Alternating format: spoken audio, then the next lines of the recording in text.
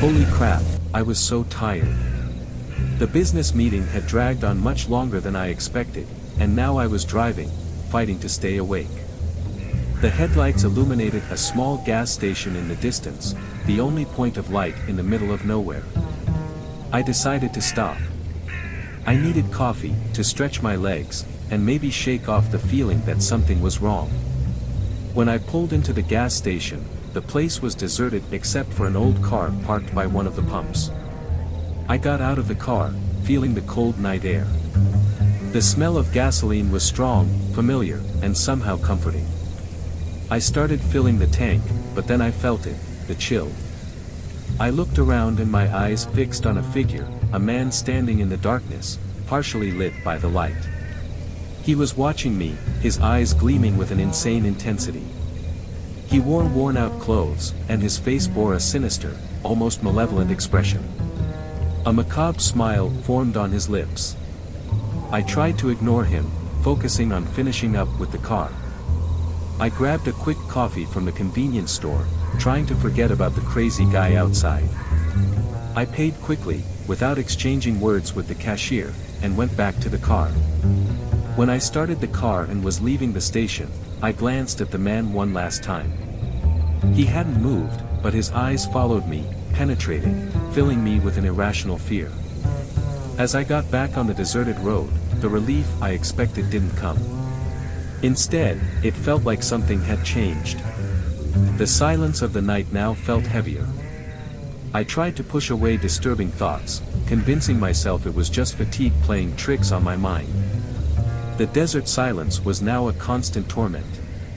The asphalt beneath my tires felt like an endless racetrack, and I tried to speed up, convinced it was better not to look back. With every curve and straightaway, I felt an unrelenting presence behind me, as if something was chasing me. And then, when I finally had the courage to look in the rearview mirror, the sight froze me. There it was. The old truck, that same dirty and worn vehicle I had seen before, was just a few meters behind me. My car's headlights briefly illuminated it. My heart started pounding fast. I tried to stay calm, driving straight and adjusting my speed. But the man in the truck wasn't just following me, he was determined to catch up. I could see the truck's headlights flashing in the shadows, getting closer and closer. Then he started to act. The truck approached with alarming speed, and suddenly the vehicle lurched, hitting my car from the side. The impact was violent and unexpected. I tried to control the steering wheel as the force of the collision pushed me toward the side of the road. No, no, no. What is this? I screamed to myself. The man seemed to be in a trance, his madness increasing with every moment. He wasn't just trying to stop me, he was trying to force me to lose control, to run off the road. The sound of screeching tires, the roar of the accelerating engine, and the constant thump of the truck hitting my car. I desperately tried to think of a solution. I decided to try a desperate tactic. I veered sharply off the main road, driving down a dirt path that seemed to lead nowhere. The ride was rough and difficult, the car bouncing from side to side. I glanced in the rearview mirror and saw that the truck was following but was still a bit behind. The brief sense of relief I felt was short-lived. As I navigated the dirt path, I tried to think of anything that might help me escape. The lights of my car mixed with the surrounding darkness, and I could only hope that the narrow, winding dirt road would be enough to hide me. But the path seemed endless. Each turn seemed to lead to more desert, and the feeling of being hunted was growing. Desperation was consuming me, and I knew I needed to keep my mind focused to find a way out before it was too late. The small town I saw in the distance seemed like a mirage in the desert. My heart raced as I sped toward the lights, hoping that the presence of an inhabited place meant I could find help or at least a safe place to hide. Driving was getting more and more difficult. I kept an eye on the rearview mirror, where the truck was still behind me, stubborn and threatening.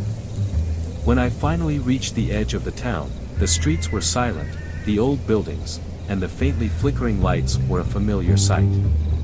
The desert had given way to a ghost town, and the silence was even more sinister. With my pursuer still behind me, I decided that the best strategy was to find a place to hide or someone who could help me. I turned onto a side street and spotted an abandoned warehouse, its broken windows and rusty doors suggesting it had been out of use for a long time. It seemed like an ideal hiding spot, so I pulled in with the car. I parked the car as close to the shadows as possible, closed the door carefully, and turned off the lights. I hid behind some stacked boxes and tried to control my breathing, forcing myself to stay as still as possible. I heard the truck approaching, its lights flashing through the cracks in the warehouse walls. The vehicle stopped outside, and the silence was broken by the sound of the man's footsteps. I curled up, trying to be as quiet as possible. The footsteps slowly approached, and I could feel each step reverberating through my ribs. Suddenly, the sound stopped. I heard the warehouse door creak, and then total silence. I had no idea where the man was, and the fear of being discovered made me feel like I was frozen. And then, something unexpected happened.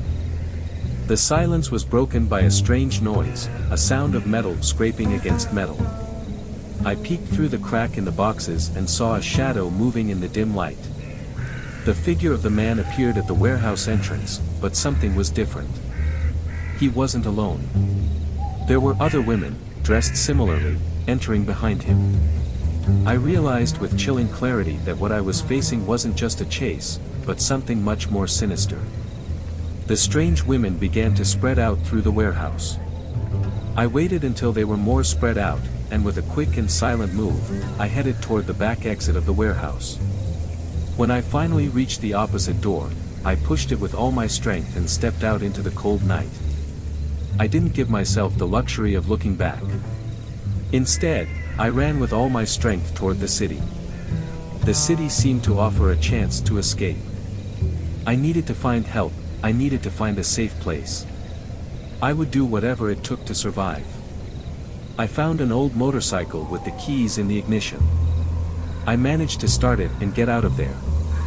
When I reached the main road, I contacted a friend who was a police officer, and he escorted me back to where my car was parked and investigated the whole situation. My car was intact, and there was no trace that another car had been following me, no footprints in the mud, nothing. Very strange. I saw more than 20 people, and now there was no footprint of anyone, just mine all over the place. I've told this story to about 2 people, you're the third. I don't know if you'll think I'm crazy or whatever. Believe it if you want. If you liked our content, give us a thumbs up and subscribe.